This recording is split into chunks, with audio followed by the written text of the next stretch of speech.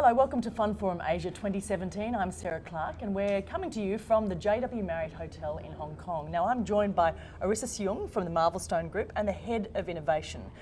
The key topic I want to talk to you about is technology. Will technology and the digital revolution, will it take over and get rid of the human asset manager? Hi Sarah, thanks very much. I think the short answer is no. I think technology is there to basically make more efficient and do what humans are not so good at. So looking at repetitive, large voluminous tasks, looking through sheets and sheets of paper, for instance. Those are things that can be outsourced to technology.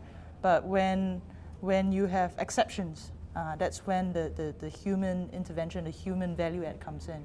You know, when you talk about financial advice, for instance, it's very much a relationship building service, and that's something that a machine I do not think can replace. What a machine can do is it can analyze large amounts of data very quickly, but it takes a human to interpret that and to provide value-added services on top of that. So it's basically helped streamlining the efficiency.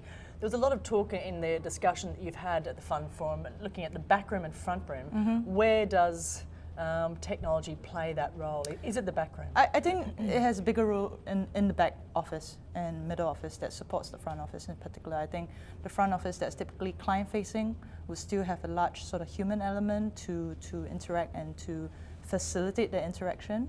And that's where, you know, things that computers don't do so well, for instance, empathy or dealing with exceptions, as I said, that comes in.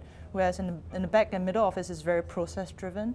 So that's where I see technology really having a bigger impact, because it can streamline those processes. You can start talking about automation and using data analytics to drive certain things.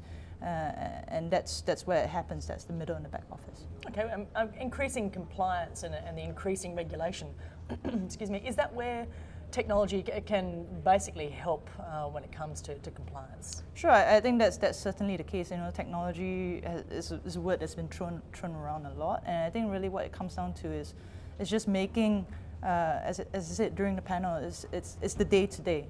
So for me, it's going paperless, it's going digital, it's making things easier. So making the day-to-day compliance tasks easier, and not having to look through sheets and sheets of paper, not having to deal with faxes, for instance. I think that's gonna be the most significant change. It might not be the sexiest, right? But I think that's just having to deal less with different channels and combining everything online digitally.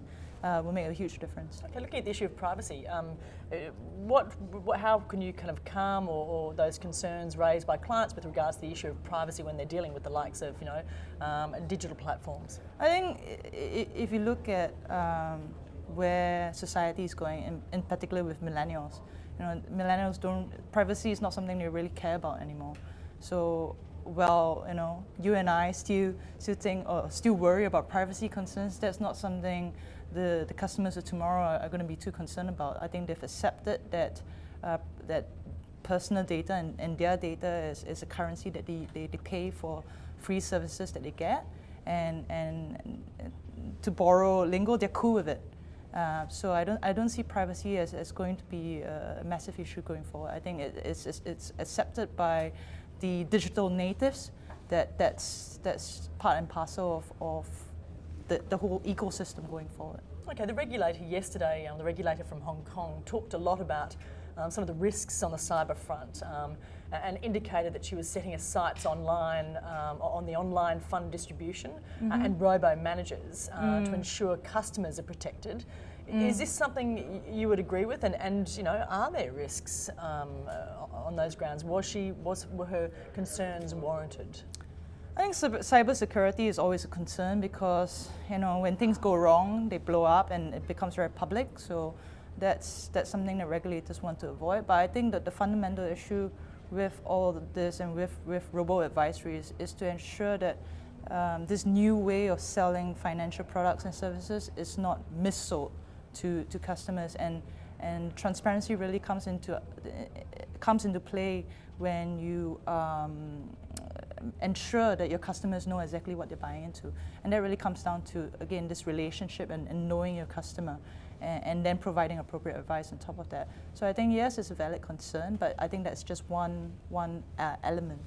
Okay, Arisa Siong, thank you very much for joining us. Thank you very much for having me. Thank you also for joining us. And you can find more of these conversations and interviews on Twitter. Just look for @FundForum, where our feed is, as well as the hashtag FFAsia. See you next time.